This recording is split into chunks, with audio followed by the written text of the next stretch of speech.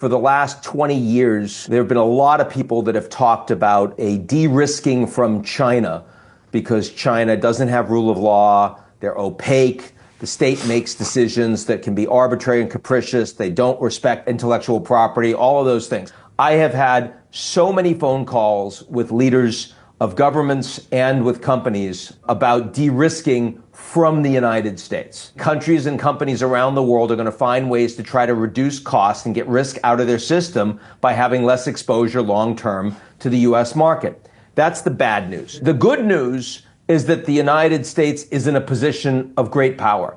And there are lots of ways that you can't de-risk from the United States. Look at the big technology companies.